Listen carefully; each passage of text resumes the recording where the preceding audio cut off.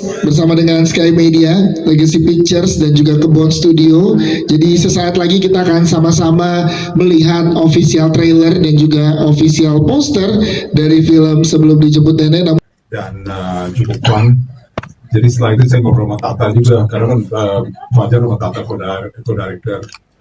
Jadi salah satu juga Tata awal film pertamanya di Rapi Film juga, kita kasih waktu maghrib. Jadi dan itu jadi IP cukup besar. Saya merasa saya pengen kasih opportunity kepada Fajar setelah ngobrol sama Tata, setelah lihat seriesnya, jadi pengen coba bikin yang fun lah, horror komedi yang fun, dan juga semoga ini bisa menjadi IP yang cukup besar, sequel, prequel, apapun gitu. Sulit bagaimana caranya mempertahankan energi sampai syutingnya selesai. Karena biasanya kan kita ngomongin kalau horor yang udah pernah aku mainin, menjaga emosi pada saat di set atau lagi take ya. Ya. Kalau ini enggak, ini menjaga emosi di luar set. Kenapa? Bertemu Bang Oki, Mas Dodit, gimana cara menjaga itu ya, biar nggak huru-hara gitu. Karena kalau syuting kan teman-teman tahu ya, kalau syuting tuh ada proses yang namanya kamera, sound, rolling, action. Ada gitu kan? Iya. Kamera, sound, rolling, action itu kan harusnya kita udah siap di karakter ya, udah masuk karakter. Kamera, sound, rolling, Bang Oki masih ngajak ngobrol saya dan masih bercandain saya. Terus aku bilang, Bang sebentar saya mau masuk karakter dulu. Alah so aktor kau, si balik film kau. Nah, itulah kira-kira rintangan yang saya hadapi di film ini. Tapi setelah film ini kita jadi berteman baik. Iya, sekarang kamu sebagai namanya siapa dan gimana karakternya di sini waktu? Aku berperan sebagai Nisa di film ini. Aku kembang desa katanya. Ya. Jadi kalau teman-teman nanti lihat filmnya, itu aku terlihat polos dan lugu, tapi di samping itu aku memiliki ketertarikan terhadap hal-hal supranatural. Aku teman-teman mereka dari kecil ceritanya gitu. Ngasih kesempatan aku untuk main di proyekan ini. Tadinya sih aku pengen ngambil proyekan ini karena katanya aku yang bakal ditandemin nama Angga gitu. Harusnya aku, cuman rambut nggak ketolong ya. Agak sulit numbuhinnya, jadi akhirnya dipilih Dodit aja yang rambutnya udah siap jadi. Aku tuh happy-nya di sini ceritanya ketika dibaca full itu, wah ini seru nih kalau disutingin nih. Dan benar ketika di lokasi syuting, posisi kondisi syutingannya tuh menyenangkan sekali. Mohon maaf Wafi, aku memang kerjaanku kayak gitu. Aku ngerasa kalau ada orang yang betul-betul mau dalamin karakternya, aktor nih, aktor. Ada rasa gitu, aktor. Pengen kali bagus nih, yang lain enggak. Udah lebih senior dari aku, jadi aku harus jauh-jauh hari. Kamu udah. Jadi aku mikirnya kalau semuanya bagus, aku bakal jadi jelek. Tapi kalau yang lain jelek, aku jadi setara nih. Gitu. Jadi aku ngegangguin mereka aja.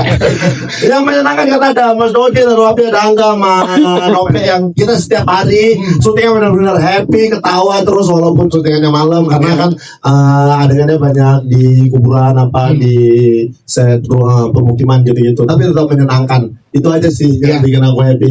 Dan karakternya namanya siapa? Karakternya kotrek jadi preman kampung.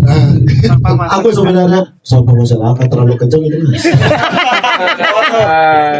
Terlalu sampah saya. Saya sebenarnya teman kecilnya mereka. Saya sebenarnya pengen dekat sama mereka, tapi mereka nggak pengen dekat sama saya. Sebenarnya awalnya saya nggak mau, tapi casting director bilang, Mas, tapi ini Mas Angga udah excited.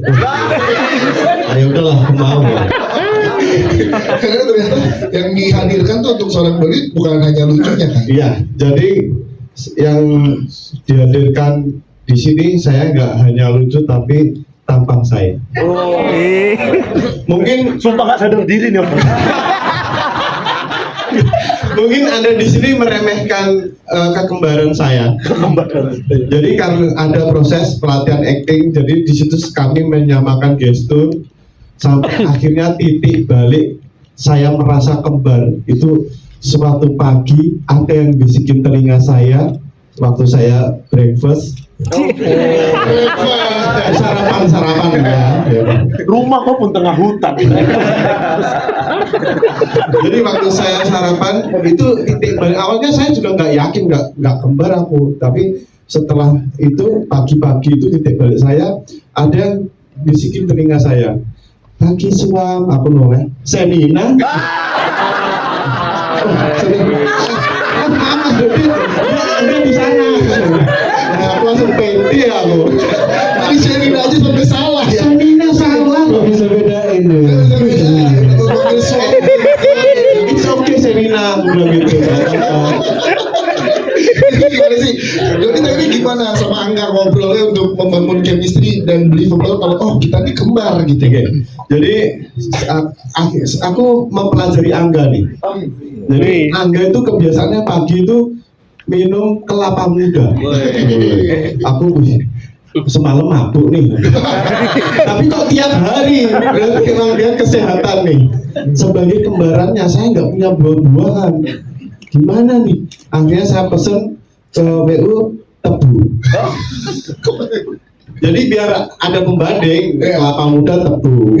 Dia Itu. cemburu. Dan tebunya yang udah digiling Yang masih utuh. Jadi aku minum. Dia tuh cemburu. gimana lo? Dia cemburu sama kita. Kita tuh kalau ditanya sama BU pengennya apa? Angga tuh setiap hari cuman mau kelapa. Aku setiap syuting yang penting ada salak. Iya. Terus dia ngerasa aku kok nggak punya buah-buahan gitu. Akhirnya dia bilang ke BU, Mas, saya boleh nggak minta tebu? Maksudku, kenapa tebu kan bisa sawit apa gitu?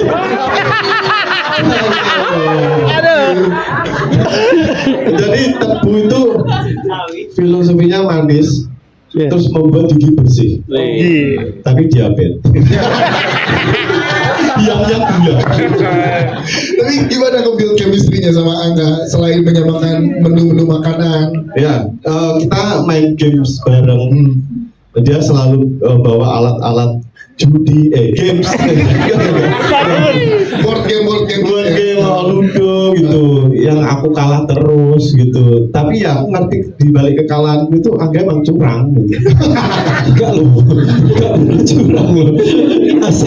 Tapi mereka sering ngobrol bareng. Iya. Dekat banget ngobrol intim gitu. Aku memang kalau dari jauh nengok, wah ini Angga maksudnya, monyet tuh.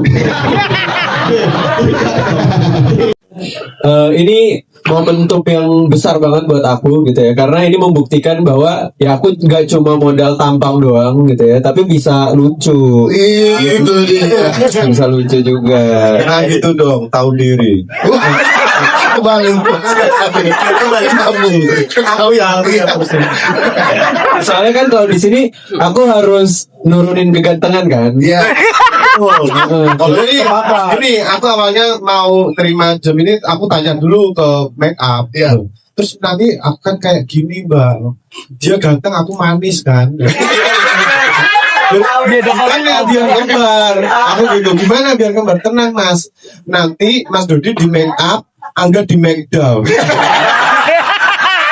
Harapannya ketemu di tengah, tapi kok sulit sekali. Jadi ketemu di tengah ya. Harusnya.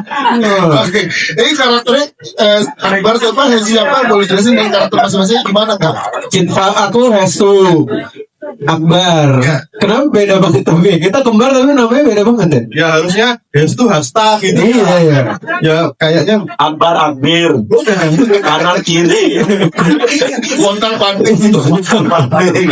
Hestu Akbar. Nah kalau di sini aku karakternya tuh lebih mungkin karena udah lama tinggal di kota ya, jadi lebih logis, tapi emang sedikit batu kepalanya gitu ya dibanding sama Akbar gitu ya. Jadi itu sih kalau bedanya ya. Oke. Mas Dodi mau menambahkan? kalau Akbar, saya sebagai Akbar, saya itu orang desa yang charming dan glamor. Kok protes terus sih? Ya, aku tinggal di desa gitu, sama nenekku, terus dia merantau ke kota, kerja di kota corporate gitu, yang kemana-mana bawa tumbler gitu. Hilang di kereta. Kalau yang kita tanya Sebenarnya kalau nge-build karakter teman-teman, terutama Dodi sama si Angga, Hestu dan Akbar ini adalah dengan memastikan mereka percaya bahwa mereka kembar. Jadi kita tanamkan tiap pagi gitu, jadi kayak treatment yoga gitu. Kamu kembar, kalian kembar, kalian kembar. Gitu. Enggak sih, kan tentunya kalau kita syuting itu ada proses awalnya, ada proses reading gitu-gitu. Kita baca bareng-bareng, kita temuin karakternya sama-sama. Dan teman-teman ini kan semuanya aktor, punya perspektifnya masing-masing. Nah itu yang membantu saya untuk memastikan bahwa karakternya mereka itu terdeliver gitu sih. Oke, ada tantangan sendiri nggak Mas saat nge-build karakter kembar ini Mas Akbar dan Hestu? Tentu saja, karena mereka juga nama besar kan, artinya saya harus membuat mereka yakin bahwa mereka pantas untuk memainkan karakter ini gitu. Dan artinya begitu mereka saling berhadapan adu mata gitu, mereka merasa pantas, ya wes, kalian pantas, gitu sih. Itu dia. Genre yang memang menurut saya memang paling sulit untuk dibuat. Ada action, kemudian ada horor, ada komedi gitu, karena mereka punya timing dan pacing yang memang susah untuk dibentuk gitu, karena itu ngomongin soal kesepakatan bersama. Nah kemudian menariknya film ini menggabungkan dua yang tersusah gitu, horor dan komedi gitu. Gimana caranya menakuti tapi membuat penonton juga tertawa di saat yang bersamaan, di saat yang berbeda, sendiri-sendiri gitu. Nah kemudian karena saya juga punya tim penulis namanya Penakawan gitu.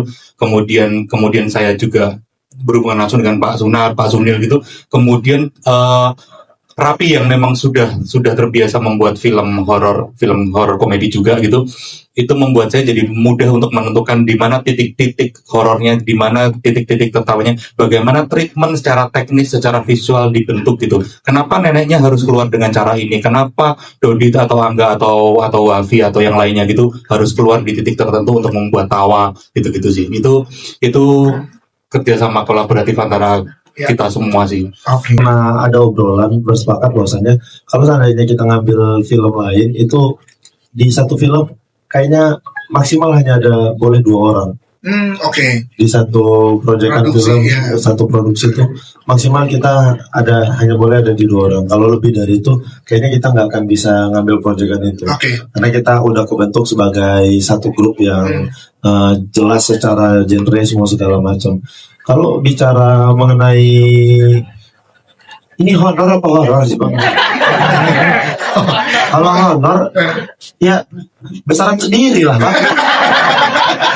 Tapi enggak, sebenarnya kita di grup itu, kita terbentuk di grup itu sudah dengan manajemen masing-masing, bukan terbentuk di manajemen si agak lain. Jadi kalau seandainya kita, walaupun kita syuting di proyekan itu, kita tuh juga ya dengan manajer masing-masing. Begitu juga di sini. Ketika saya syuting di proyekan ini di film Sebelum Dijumpa Nenek, itu tuh ke manajer saya pribadi, bukan ke manajemennya si grup kayak begitu. Itu sih. Jadi nggak mengganggu apapun dan menyenangkan. Bisa di sini tuh komedinya jauh bisa dieksplor.